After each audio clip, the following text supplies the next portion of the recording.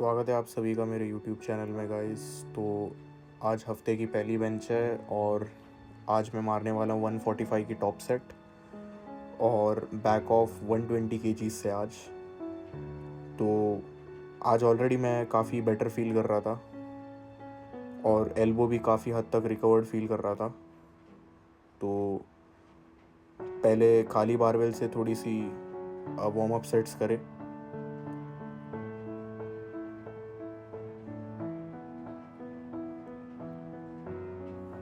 और उसके बाद डायरेक्टली हमने 85 kgs लोड किया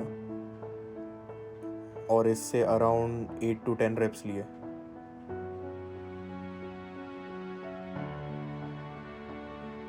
काफ़ी हद तक जब एक कंपाउंड में पीआर लेते हैं ऑलरेडी अपने को मालूम गिर जाता है कि वो कैसा फील हो रहा है।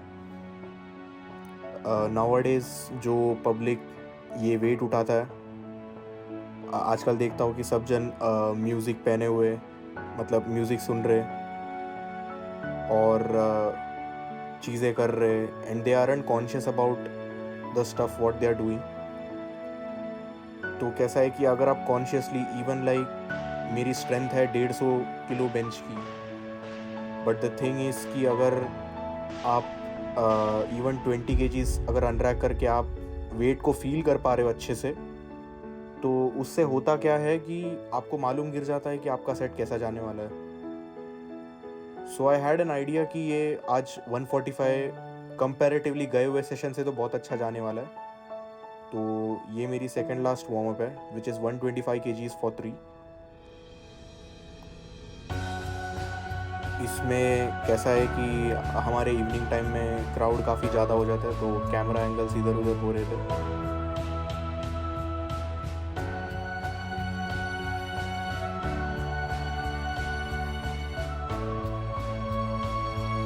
अगर आपको मैं बता दूँ, वो मेरे बार पे बैंडेजेस इसलिए लगी है ताकि नर्लिंग बने रहे सेंटर में फॉर द स्क्वाट पर्पस, ताकि ट्रैप से वेट शिफ्ट ना हो।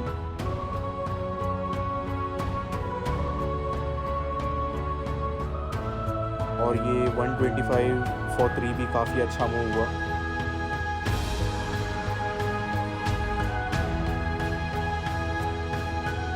Over the period of time कैसा है कि लॉन्ग रन में तो अपने को ये सारे वेट्स ऐसे ही करके टॉप सेट बढ़ाएंगे और एक दिन 150 फॉर 1 जो कि मेरा पीआर है वो भी यही स्पीड पे मारना है। दैट वुड बी माई गोल। और ये है 145 kg into 1 the top set.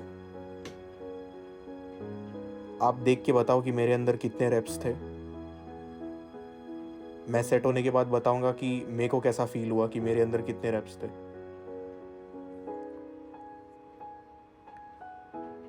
Top set में काफ़ी कॉन्शियसली मैं अपना स्कैपुला रिट्रैक्ट करता हूँ और इवन लाइक एक एक वेरिएबल जो है कई हद तक अगर इधर उधर हो गई तो वो सेट में फ़र्क दिख जाता है। और ये रही टॉप सेट।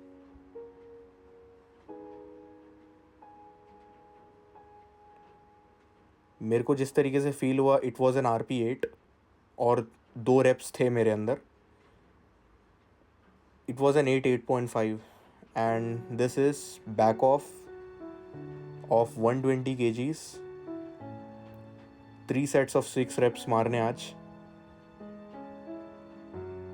तो कैसा है कि अगर आप even if on bigger weights अगर आपकी शोल्डर पोजीशनिंग अगर ख़राब रही, आप एक साइड लेफ़्ट की तरफ या राइट की तरफ होके ज़्यादा बैठे हो, तो वेट शिफ्ट आपको फील होगा। वो बार पाथ से ही आपको पता चलेगा कि आप कुछ तो गलत कर रहे हो। या अगर आपको बार पाथ से भी पड़ नहीं रहा है फ़र्क, तो मसल वो चीज़ से अडेप्ट हो गई है एंड द थिंग इज़, तो आपको डेफिनेटली ये चीज़ फ्यूचर में शोल्डर पेन देगी। तो ये बैंड भी मैंने उसी के लिए लगा रखी है ताकि आर्च और ये सब की स्टेबिलिटी बनी रहे। And this is the second set with 120 kgs।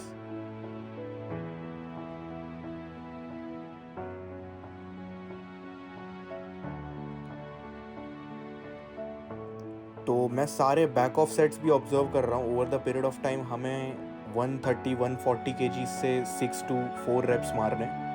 That would be our goal. तो 160 kg बेंच में तो यही है कि अगर तुम कैल्सी के हिसाब से भी if you are able to rep 140 kgs for 4 to 6 reps, your 1 rep max is confirmed कि 160 आ जाएगी तुम्हारी. पूरा रैक हिल गया. तो ये मेरी थी फाइनल सेट 120 kg से 6 रेप के. And even the last rep of the last set felt like कि it was like RP7, RP8. Was feeling very good that day. और कैसा है कि the thing in lifting is कि every day कैसा है कि feel नहीं होता है the same. आज अच्छा फील हुआ इसका मतलब ये नहीं कि हर एक सेशन ऐसा जाएगा. तो कुछ सेशन तो करने के बाद ऐसा लगता है कि मतलब मज़ा ही आ गया.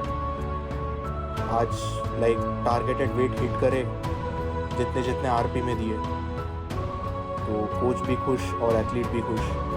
तो अभी इंक्लाइन डंबल लेंगे 35 और 40 kg से 10 से 12 रेप रेंज में. तो इसमें अभी चेंजेस मैंने क्या करी है कि एल्बो मैंने फ्लेयर कर दिया थोड़ा सा, जिससे the goal is to like increase the range of motion.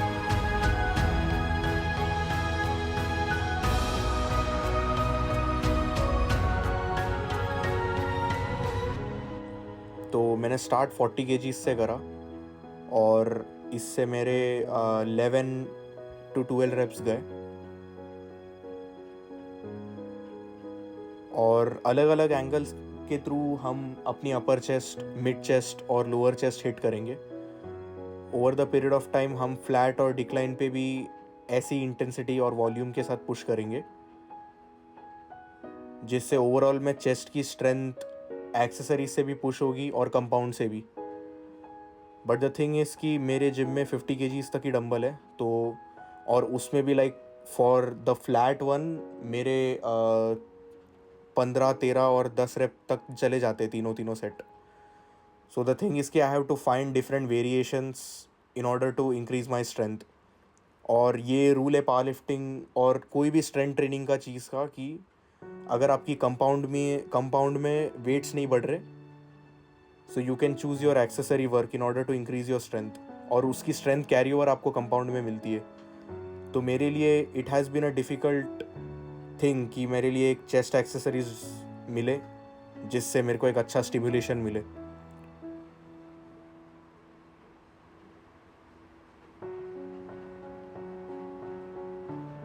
तो सेट 3 में मैंने 35 kgs लिया क्योंकि 40 थोड़ा मेरे को टफ लग रहा था.